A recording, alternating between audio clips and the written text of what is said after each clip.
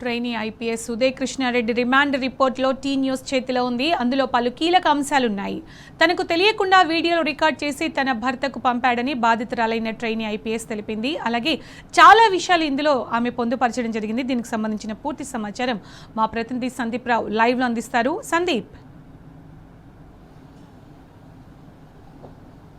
Right, ప్రస్తుతం Attapur పిఎస్లో police స్టేషన్లో trainee IPS Uday కృష్ణారెడ్డిని అక్కడే ఉంచారు.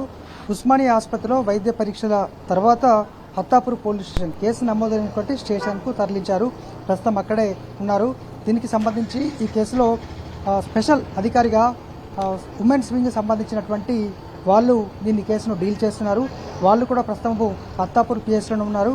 ఎందుకంటే కేసుకు సంబంధించి మనం చూస్తున్నాం, రిమాండ్ రిపోర్టు ఎఫ్ఐఆర్ కూడా నమోదైంది. అందులో కీలక అంశాలు కూడా బాధిత ట్రైనీ ఐపీఎస్ తోటి మహిళ ఐపీఎస్ వెల్లడించే అంశాలు కూడా మనం చూసాం. అందులో ప్రధానమైనటువంటిది తనను జుట్టుపట్టి లాగాడు, తన మెడపైన గొంతుపైన గాయాలయ్యాయి అని కూడా అందులో పేర్కొంది.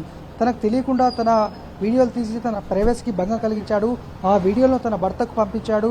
తద్వారా తనను అంటే తోటి కొలీగ్స్ తోటి అంటే మిగతా ఉన్నటువంటి ట్రైనీ ఐపీఎస్ల వద్ద తనను చులకనగా భావించి సెక్సువల్గా హరాస్ చేశాడు. వాట్సాప్ ద్వారా చాటింగ్ చేశాడు. ఇంకా ఇలా అనేక అంశాలు ఉన్నాయి. కొన్ని చెప్పరాని అంశాలు కూడా పిటిషన్లో పేర్కొంది. కానీ అవి మనము సహజంగానే బయట వెల్లడించకూడదు.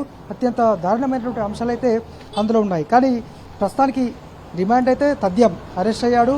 మరి కాసేపట్లో రాజేంద్రనగర్ వద్ద ఉన్నటువంటి ఉప్పర్పల్లి కోర్టుకు తరలించబోతున్నారు. ప్రస్తుతం అత్తాపూర్ పిఎస్లో ఇంకా ఆయన్ను మరి విచారిస్తున్నారు. ఉస్మానియాలో వైద్య పరీక్షలు పూర్తయిన తర్వాత అత్తాపూర్ పిఎస్లో మిగతా ఫార్మాలిటీస్ పూర్తి చేసే పనిలో పోలీసులు నిమగ్నమయ్యారు. మరి కాసేపట్లో ఇక్కడికి రాబోతున్నారు. దీనికి సంబంధించి ఉమెన్స్ వింగ్ స్పెషల్ ఆఫీసర్గా ఒక డీసీపీ స్థాయి అధికారిని లావణ్య, అలాగే ఈ కేసు ఇన్వెస్టిగేషన్ ఆఫీసర్గా జ్యోత్స్న సిఐ ర్యాంక్ అధికారి ఇద్దరు కూడా వ్యవహరిస్తున్నారు.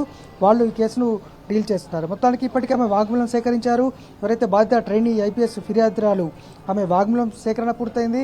ఆమె చెప్పినటువంటి అంశాల ఆధారంగా ఆమెను ఆసుపత్రికి తీసుకెళ్లి వైద్య పరీక్షలు కూడా పూర్తి చేశారు. ఆ వైద్య పరీక్షల్లో కూడా ఆమె గొంతుపైన గాయాలున్నట్టు, అలాగే ఇటు మెడ భాగంలో కూడా గాయాలున్నట్టు ఇప్పటికే గుర్తించిన సిచ్యువేషన్. ఈ నేపథ్యంలో కేసు మరింత స్ట్రాంగ్గా మారింది.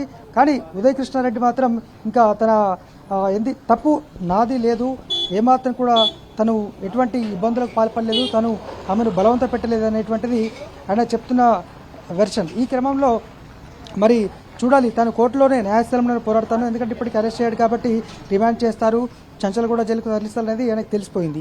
అయితే ఈ క్రమంలో వాళ్ళ ఉస్మానియా ఆసుపత్రికి తరలించే క్రమంలో పలువురు మీడియా ప్రతినిధులు వీడియోలు తీసుకున్న సందర్భంగా వాళ్ళ ఫోన్ లాక్కునే ప్రయత్నం కూడా చేశాడు ఈ ట్రైనీ ఐపీఎస్గా ఉన్న ఆరోపణలు ఎదుర్కొంటున్నటువంటి ఉదయ్ కృష్ణారెడ్డి. మరి చూడాలి, ఇప్పుడు కోర్టు రిమాండ్ విధిస్తుందా, మరి ఏం చేస్తుంది? ఇప్పటికైతే అరెస్ట్ అయ్యాడు, ఖచ్చితంగా రిమాండ్ తథ్యం, చంచల్గూడ జైలుకు వెళ్లాల్సిందే.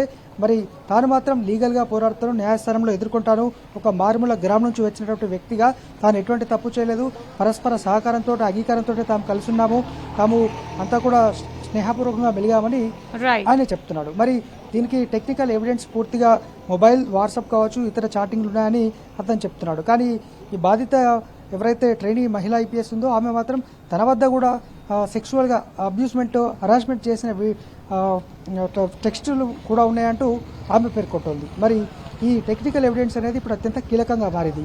ఎప్పుడైతే ట్రైనీ బాధిత ఐపీఎస్ మహిళ ఫిర్యాదు చేసిందో ఆమె ఇచ్చినటువంటి రిపోర్ట్స్ అయితే అత్యంత కీలకంగా మారాయి. ఆమె ఇచ్చిన రిపోర్ట్ ఆధారంగానే ఆమెను ఆసుపత్రికి తీసుకెళ్లారు. ఆమె మెడపైన అలాగే ఇంకో 2 చోట్ల గాయాలైనట్టు కూడా గుర్తించారు. ఇది మొత్తంగా తాజా పరిస్థితి. Sunitha, thank you Sandeep Rao.